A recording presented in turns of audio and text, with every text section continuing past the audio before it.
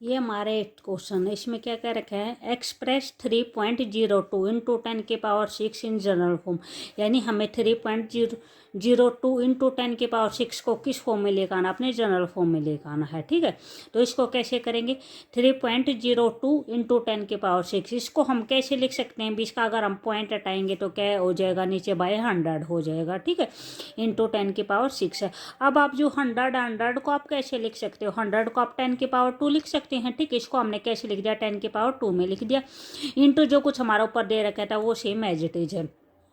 अब अगर ये दोनों डिवाइड में हो तो क्या होता है भी, हमारा माइनस में हो जाता है। जो आगे तो सेम एज रहेगा, 302 इंटू 10⁻6 माइनस में क्या हो जाएगा, 2 हो जाएगा। हमारा जो रूल होता है, हमारा क्या होता है, a⁻m बाय में a⁻n। तो इसको हम क्या कर देते हैं, a⁻m माइनस में n लिख देते हैं। ठीक है, अगर ऐसे हो a⁻m इंटू a⁻n तो इसको कैसे लिखते हैं, a⁻m प्लस n में लिखते हैं। अगर मल्टीप्लाई होती है तो प्लस हो जाती है पावर, और अगर डिवाइड में होते हैं तो पावर क्या हो जाती है, माइनस में हो जाती है।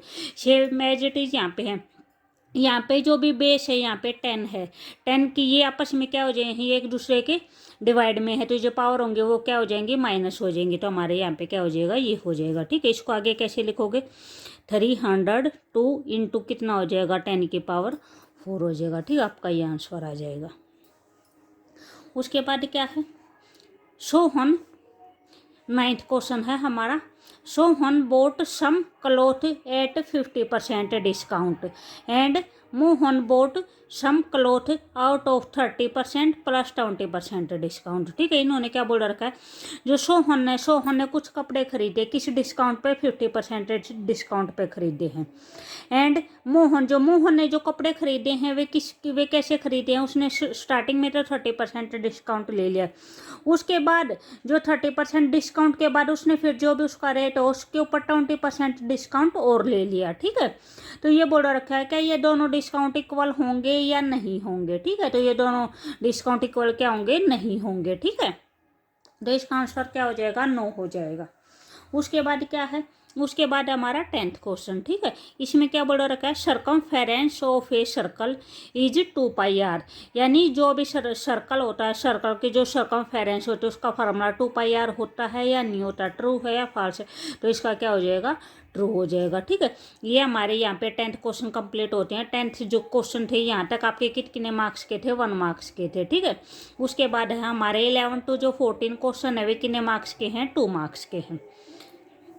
जो 11th क्वेश्चन है वो क्या बोल रखा है, find the height of a cuboid. आपको क्या निकालना है, क्यूबॉइड की हाइट निकालनी है।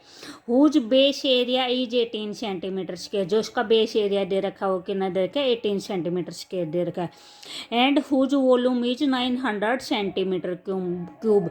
और जो उसका वॉल्यूम दे रखा है वो क्या दे रखा है, 900 सेंटीमीटर क्यूब दे रखा है। ठीक है, तो इसको कैसे निकालेंगे, हमारा वॉल्यूम का क्या दे रखा है, वॉल्यूम को हम क्या लिखेंगे, वी लिखेंगे।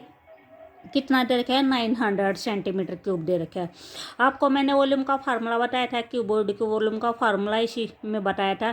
क्या होता है, length into breadth into height होता है। ठीक है, कितना होता है, 900 इन्होंने दे रखा है। और क्या दे रखा है, हमें बेस एरिया दे रखा है। ठीक है, बेस एरिया कितना दे रखा है, 180 दे रखा है। बेस एरिया का फार्मूला हमारा क्या होता है, लेंथ इंटू में ब्रेड्थ होता है, वो कितना हो जाएगा, 180 हो जाएगा।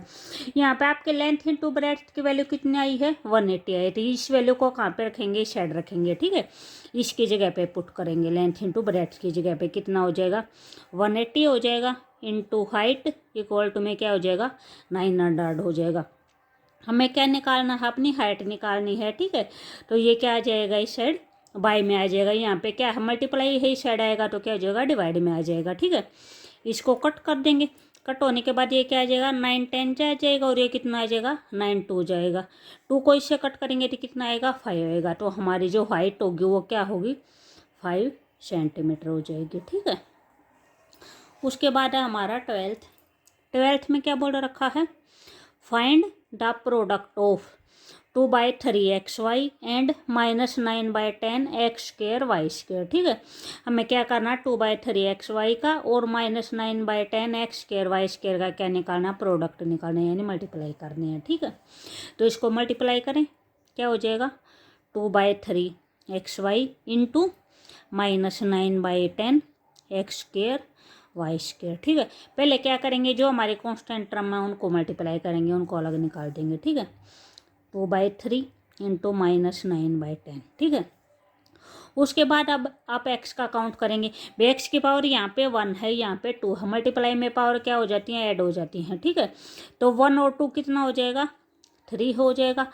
अब वाई का देखेंगे, वाई की सेम एज इट इज, यहाँ पे 1 है और यहाँ पे 2 है, तो ये 1 और 2 कितना हो जाएगा, 3 हो जाएगा। ठीक है, यहाँ पे कुछ कैंसिल आउट हो रहा है, इसको कैंसिल करेंगे, 3 3 जा 9 हो जाएगा। ठीक है, ये माइनस का निशान साथ में है, 2 से कट करेंगे तो यहाँ पे क्या आ जाएगा, 5 आ जाएगा। ठीक है, तो हमारा आंसर क्या आ जाएगा, -3/5 एक्स की पावर 3 और वाई की पावर 3। ठीक है, तो ये हमारा क्या हो जाएगा, ये हमारा आंसर हो जाएगा।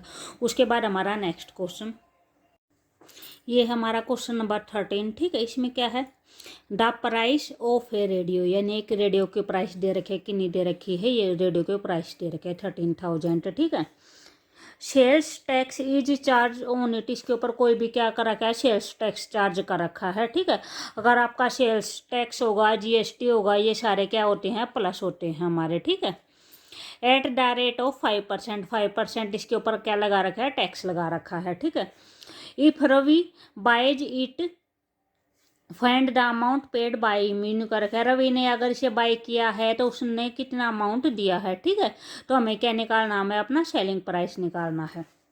तो इसको कैसे शुरू करेंगे, जो हमारा कॉस्ट प्राइस है, कॉस्ट प्राइस वो कितना दे रखा है, 13,000 दे रखा है। ठीक है, उसके बाद फिर उसके ऊपर जो सेल्स टैक्स है वो कितना लगा रखा है, वो कितना परसेंट लगा रखा है, 5% लगा रखा है। तो पहले हम क्या करेंगे, जो भी हमारा सीपी है इसका क्या निकालेंगे, 5% निकालेंगे। ठीक है, 13,000 इंटू में 5 बाई क्या हो जाएगा, 100 हो जाएगा। ठीक है, 20 से 20 कैंसिल हो जाएंगी, तो ये कितना हो जाएगा, 650 हो जाएगा। ठीक है, उसने कितना सेल्स टैक्स दिया है, इतने रुपए का उसने सेल्स टैक्स दिया है। और अब जो टोटल अमाउंट होगा,